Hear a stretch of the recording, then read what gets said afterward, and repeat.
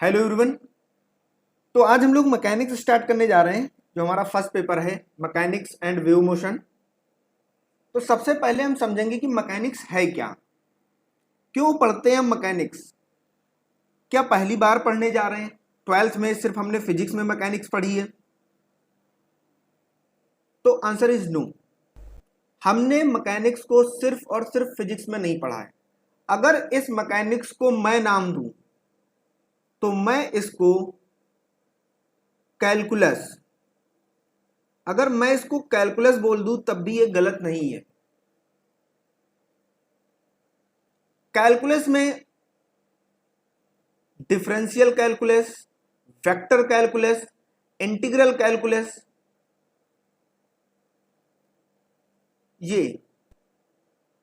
ये मैकेनिक्स का mathematical transformation है, कुछ भी नया नहीं है। जो आप डिफरेंशिएशन पढ़ते हो, हायर ऑर्डर पढ़ते हो, डिफरेंशिएशन में, वेक्टर में पढ़ते हो, ये सब का सब मैकेनिक्स से ही क्या है, अटैच्ड है।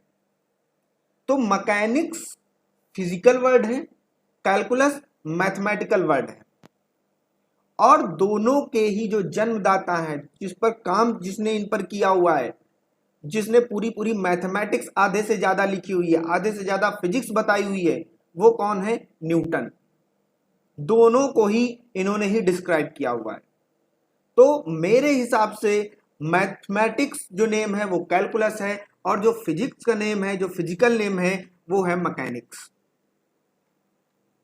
तो हम लोग कुछ इसमें नया नहीं पढ़ेंगे, सब कुछ पुराना ही होगा, बस थोड़ा सा डिस्क्राइब कर दिया गया है, और बहुत ही सिंपल है। जैसे हम कैलकुलस में पढ़ते आए हैं, डिफरेंशिएशन, वेक्टर डिफरेंशिएशन, एक्सेलरेशन निकालते थे, डिफरेंशिएशन से ही निकालते हैं, वेलोसिटी डिफरेंशिएशन से ही निकालते हैं। तो ये सारी चीजें हम वैसे ही करते आए हैं जैसे हम कैलकुलस में करते हैं, मैथमेटिक्स में करते हैं। तो कुछ भी हमारे पास यहां नया नहीं है। तो थोड़ा सा जान लेते हैं कि जब भी हम मैकेनिक्स की बात करते हैं, किसी पार्टिकल, किसी बॉडी, किसी इवेंट की बात करते हैं, कोई बॉडी होती है हमारे पास, वो किस स्टेट में है, रेस्ट में है या मोशन में है, रेस्ट में कब होती है, मोशन में कब होती है, ये सारी चीज हम ट्वेल्थ में डिस्कस कर चुके हैं। ट्वेल्थ में आपने ये पढ़ा होगा। क्लियर? अब जैसे सबसे पहले बताया गया, जो हमारे पास सबसे पहले मैथमेटिशियन, फिजिसिस्ट वगैरह थे, इन्होंने क्या बोला कि अगर किसी बॉडी पर हम एक कांस्टेंट फोर्स लगाएं, किसी बॉडी पर हम क्या करें, एक कांस्टेंट फोर्स लगाएं, तो वो बॉडी एक कांस्टेंट मोशन में आ जाती है। क्लियर? उसी कांस्टेंट मोशन में वो क्या करेगी, मूव करेगी, जिसको हम बोलते हैं यूनिफॉर्म मोशन। क्लियर? यानी अगर हम ये फोर्स, कांस्टेंट फोर्स चेंज कर देंगे, मोशन चेंज हो जाएगा, फिर वो यूनिफॉर्म नहीं रहेगा। मतलब अगर हम फिक्स फोर्स लगाते रहेंगे तो बॉडी फिक्स, वेलोसिटी जो होगी वो उसकी फिक्स रहेगी, कांस्टेंट मोशन में रहेगा, ऐसा बताया अरस्तु ने। लेकिन उसके बाद गैलीलियो ने क्या कहा? गैलीलियो ने कहा कि किसी भी बॉडी को कांस्टेंट मोशन में, यानी यूनिफॉर्म मोशन में रखने के लिए हमें फोर्स की जरूरत ही नहीं पड़ती है। गैलीलियो ने हमसे क्या बोला? गैलीलियो ने बोला, गैलीलियो ने क्या कहा कि हमें किसी फोर्स की रिक्वायरमेंट है ही नहीं, no force required for a body to move with uniform velocity. हमें किसी फोर्स की रिक्वायरमेंट ही नहीं है। अरस्तु ने क्या बोला कि हमें एक कांस्टेंट फोर्स की जरूरत पड़ती है किसी बॉडी को कांस्टेंट मोशन में रखने के लिए। लेकिन गैलीलियो ने क्या बोला कि हमें किसी कांस्टेंट यानी फोर्स की हमें जरूरत ही नहीं पड़ती है किसी बॉडी को यूनिफॉर्म मोशन में रखने के लिए। अब बातें तो दो हो गई। उसके बाद न्यूटन ने इसको डिस्क्राइब किया। न्यूटन ने क्या बोला? न्यूटन ने डिफरेंशिएट कर दिया इसको, किसमें? स्टेट ऑफ रेस्ट में। न्यूटन ने क्या किया? स्टेट ऑफ रेस्ट, ये बोला, और स्टेट ऑफ यूनिफॉर्म मोशन।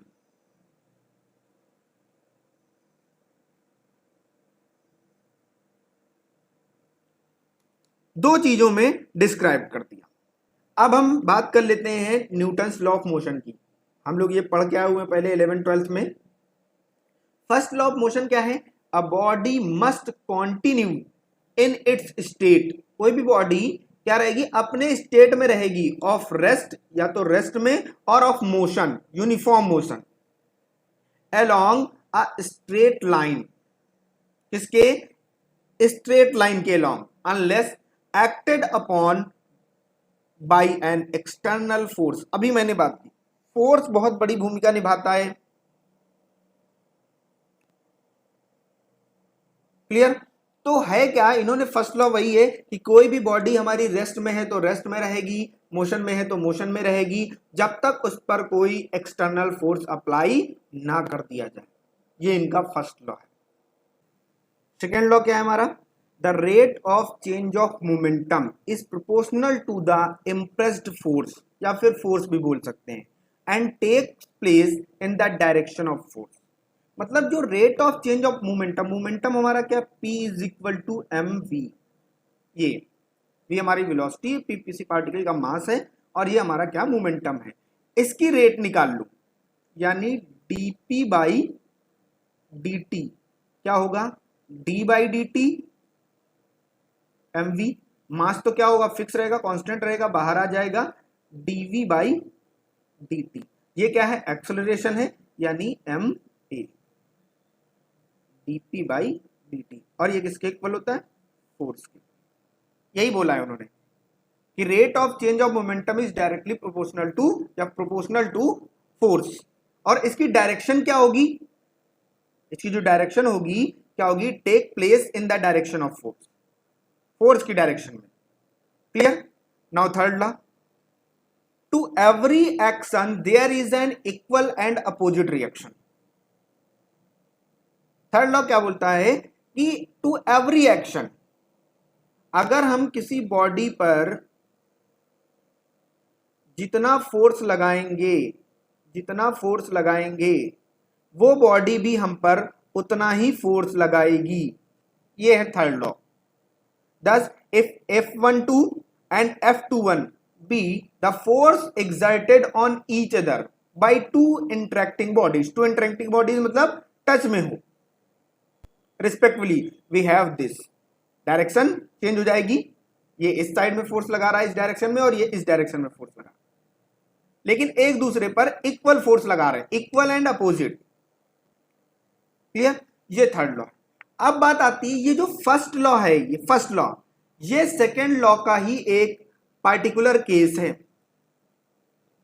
ऐसा नहीं है कि ये अलग है, ये यहीं से निकल के आया है, एक यहां से, इस केस से एक पार्टिकुलर केस बन गया, जिसको हमने बोला है फर्स्ट लॉ। क्लियर? कैसे, क्या बोला इन्होंने, फिर से समझते हैं फर्स्ट लॉ पर, और यहां से देखेंगे सेकेंड लॉ से कैसे बना। A body must continue in the state of rest. अगर कोई बॉडी रेस्ट पर है, इसका मतलब उस पर कोई फोर्स हम अप्लाई नहीं कर रहे हैं, that means F is equal to 0। F क्या होगा? 0 होगा। और अगर F 0 है तो बॉडी तो है, और बॉडी का क्या होगा? मास होगा। बॉडी का क्या होगा? मास होगा। तो 0 is equal to M A. इसका मतलब m तो 0 नहीं है, बॉडी का मास होगा। 0 कौन हो गया? A। 0 कौन हो गया? A हो गया। इसका मतलब क्या हुआ? यहीं से तो निकल के आया, यही तो है फर्स्ट लॉ ऑफ मोशन कि अगर F 0 हो जाएगा तो A भी 0 होगा। अगर A 0 है, इसका मतलब क्या है? A 0 का मतलब क्या है कि कोई change, no change in velocity. A 0 होने का मतलब क्या है? No change in velocity. जो हमारा पार्टिकल है उसमें वेलोसिटी में कोई चेंज ही नहीं हो रहा है।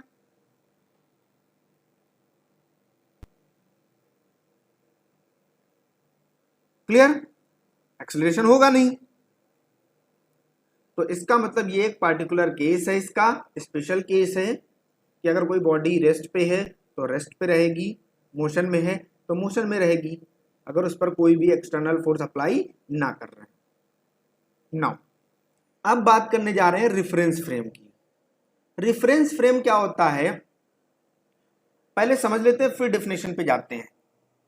कि जैसे ये आपका स्कूल है, ये आपका स्कूल है, क्लियर? तो आपसे अगर पूछा जाए कि आपका स्कूल कितनी दूर है तो आप क्या आंसर करोगे? अगर आपसे पूछा जाए कि आपका जो कॉलेज है, जो आपका स्कूल है, जो कॉलेज है वो कितनी दूर है तो आप क्या आंसर करोगे? क्या होगा आपका आंसर? तो आपके पास कोई आंसर नहीं होगा। अगर आप बोल देते हो कि आपका जो कॉलेज है वो 5 किलोमीटर डिस्टेंस पे है, आपका जो कॉलेज है वो 5 किलोमीटर डिस्टेंस पे है, तो आप भले ही नहीं बोल रहे हो, लेकिन आपके दिमाग में, आपके माइंड में एक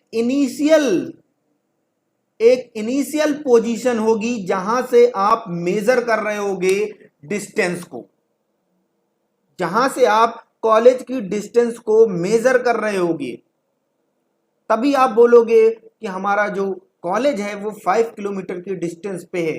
हो सकता है वो जो हो वो आपका घर हो सकता है, बस स्टैंड हो सकता है, क्लियर? ये सारी चीजें हो सकती हैं। आप अपने घर से मेजर करके बता रहे होगे कि 5 किलोमीटर पे है, आप बस स्टैंड से मेजर करके बता रहे होगे कि 5 किलोमीटर पर है। तो रेफरेंस फ्रेम क्या होता है? अब आते हैं डेफिनेशन पर, फिर यहां पर हम डिस्क्राइब करेंगे, इसके बारे में बात करेंगे। The system relative to which of measurement are taken known as reference frame. क्या है? एक ऐसा सिस्टम जहां से आप मेजरमेंट करते हो, जहां से आप किसी चीज को मेजर करते हो, उसको हम बोलते हैं रेफरेंस फ्रेम। जहां से चीजों को मेजर की जाती हैं, तो ये हमारा क्या है? रेफरेंस फ्रेम है। यहां से हमने क्या किया, ये जो पूरा आप पूरा ले सकते हो, रेफरेंस फ्रेम है। ये एक पॉइंट है जहां से हमने इसको क्या किया है? मेजर किया है। क्लियर? तो रेफरेंस फ्रेम क्या होता है? एक सिस्टम है relative to which, a system relative to which measurement are taken। अब बात करते हैं mathematical. The reference frame is a system of coordinate axes which define the position of particle or event in 2 or 3 dimensional space। Clear? जैसे अगर हम 2D की बात करें, 2D की, ये 2D की बात करते हैं, तो अगर हम देखें यहां पर हमने ले लिया, एक पॉइंट ले लिया है A, B, ये हमारे पास पॉइंट है P। इसका मतलब है क्या? इसका मतलब क्या है कि ये एक पॉइंट है हमारे पास इस सिस्टम में, और हम इसकी पोजीशन को मेजर कर रहे हैं कि ये पार्टिकल मान लेते हैं कि इतनी डिस्टेंस पे है, तो हम कोई ना कोई एक ऐसा इनिशियल पॉइंट लेंगे जहां से हम मेजर करना स्टार्ट करेंगे। वो हमारा क्या होता है? ओरिजिन। वो हमारा क्या होता है? ओरिजिन होता है। इसी तरीके से अगर हम 3D की बात करें, 3D की, ये X Y axes and Z axes, कोई यहां पर पार्टिकल होगा एक्स वाई जेड, ये इसके कोऑर्डिनेट होंगे। क्लियर? तो स्पेस में किसी भी पॉइंट को हम मेजर कैसे करेंगे? कोई ना कोई फिक्स पॉइंट तो होगा। अगर हमारे पास यहां पर एक ऐसे पॉइंट दे दिया गया, तब तो हम अगर इसको मेजर करना है, इसको, तो आप लोगों ने वेक्टर में पढ़ा होगा, 3D में पढ़ा होगा कि इसको कैसे मेजर करते हैं। इसकी लेंथ अगर निकाल लेते हैं, इसकी लेंथ अगर निकालनी तो निकाल लेंगे बहुत आसानी से। लेकिन अगर इस पॉइंट को, अगर इसकी पोजीशन चेक करनी है कि ये पॉइंट है कहां, तो हमको क्या करना पड़ेगा, एक हमारे पास फिक्स पॉइंट होता है जिसको हम ओरिजिन बोलते हैं, यहां से हम इसकी डिस्टेंस निकाल लेंगे और हम बता देंगे कि वो स्पेस में कहां पर है।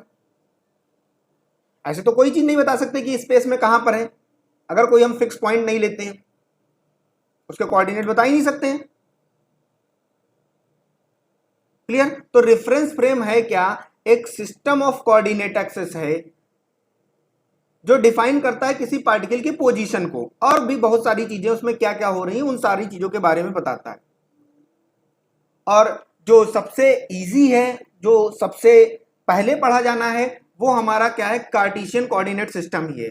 कार्टेशियन कोऑर्डिनेट सिस्टम, और उससे भी आसान है वेक्टर कोऑर्डिनेट सिस्टम। ये दोनों ही सिस्टम हमें पढ़ने होते हैं, कार्टेशियन और वेक्टर फॉर्म।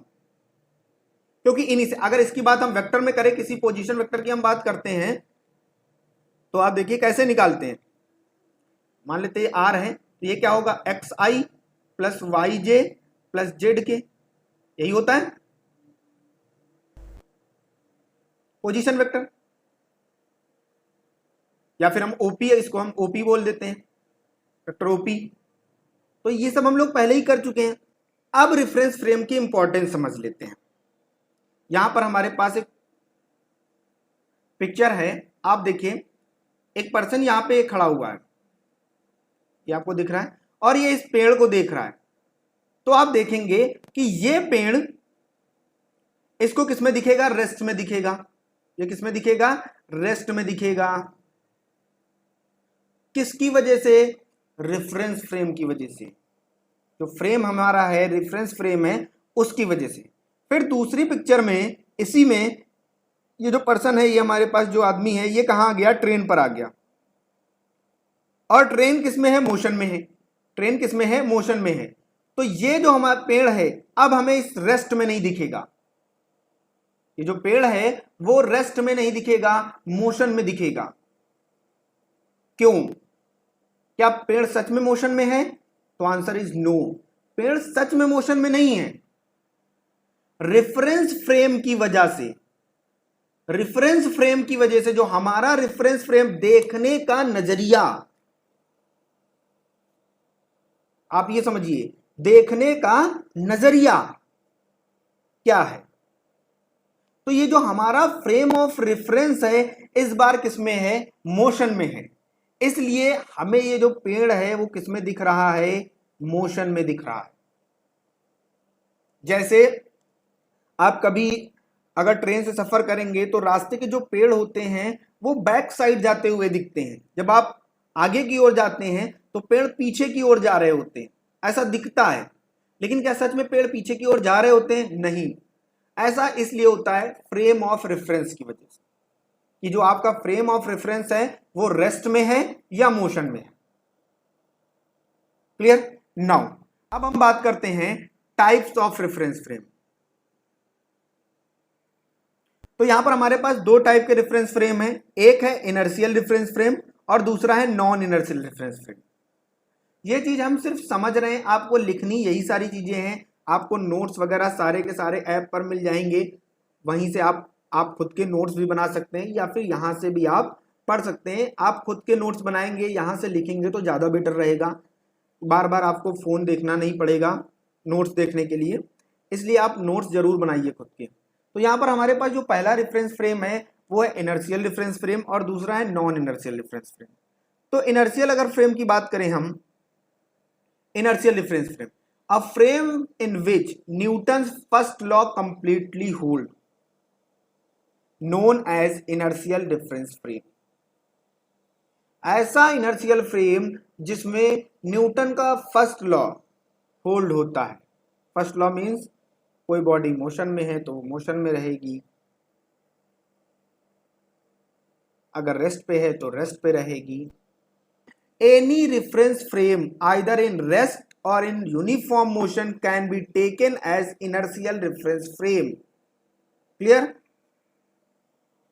या तो वो रेस्ट में रहेगा, मोशन में है तो मोशन में रहेगा, जब तक उस पर कोई एक्सटर्नल फोर्स अप्लाई नहीं किया जाता है, ऐसे फ्रेम को हम इनर्शियल रिफरेंस फ्रेम कहते हैं। Thus, inertial reference frame are unaccelerated। जो इनर्शियल रेफरेंस फ्रेम होते हैं उनमें एक्सेलरेशन नहीं होता है, वहां पर हमारा A zero. According to Einstein, all laws of physics remain unchanged in all inertial reference frame. Reference frame जो हमारे पास इनर्शियल होते हैं उसमें फिजिक्स का कोई भी लॉ ब्रेक नहीं होता। क्लियर? तो ये हमारा इनर्शियल रेफरेंस फ्रेम। अगर हम इनर्शियल रेफरेंस फ्रेम की बात करें तो ये हमारा क्या है, इनर्शियल रेफरेंस फ्रेम है। यानी अगर हम देखें ये रेस्ट में है तो रेस्ट में ही रहेगा, और अगर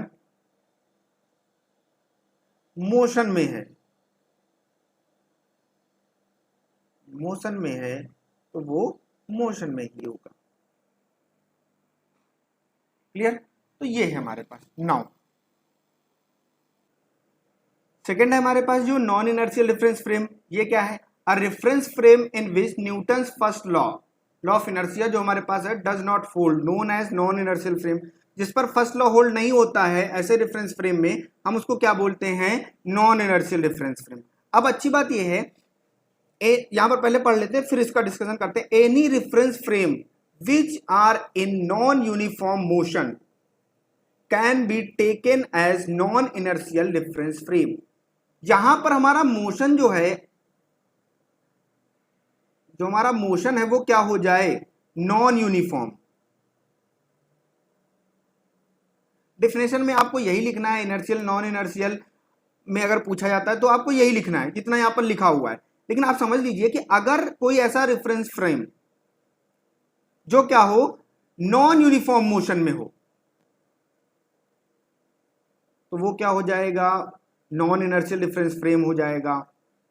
can be taken as non inertial reference frame. Thus all accelerated and rotating frames are called non inertial reference frame.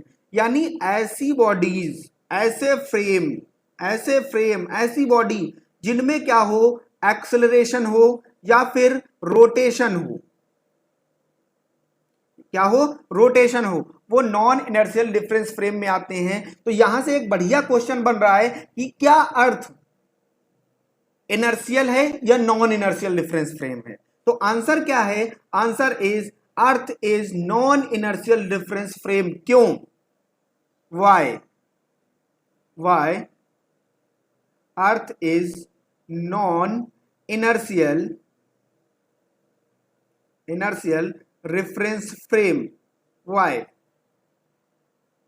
क्यों? क्योंकि जब अर्थ क्या करती है, अर्थ अपने ही एक्सिस पे स्पिन करती है ना, अपने एक्सिस पे जब स्पिन करेगी तो क्या होगा, एक सेंट्रीपिटल फोर्स मिलेगा हमको। क्या मिलेगा, सेंट्रीपिटल फोर्स मिलेगा। फोर्स मिलने का मतलब ही क्या है,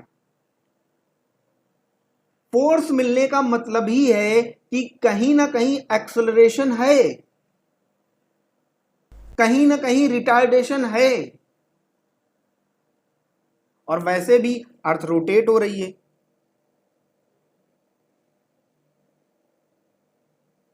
अपने एक्सेस पर स्पिन करना उसको बोलते हैं, स्पिन कर रही है अपने एक्सेस पर। तो है क्या, इसका मतलब क्या मिल रहा है, हमें एक्सेलरेशन मिल रहा है, बॉडी एक्सेलरेटेड है। तो अर्थ हमारी क्या है, non inertial reference frame. Clear? Earth जो हमारी है वो नॉन इनर्शियल रेफरेंस फ्रेम है। और according to Einstein all laws of physics change in all non inertial reference frame. Difference नहीं, रेफरेंस है।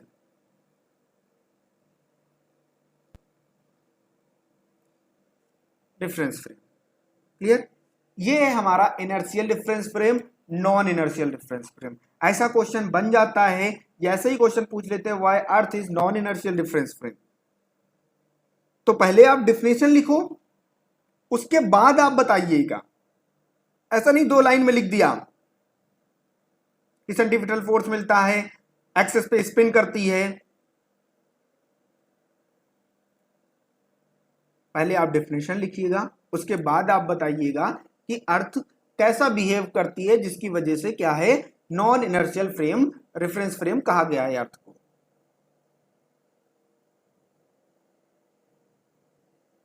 अब इस पर जो क्वेश्चन बनता है, एक तो यह है, दूसरा डिफरेंस बताने का, इनर्शियल और नॉन इनर्शियल डिफरेंस फ्रेम में। तो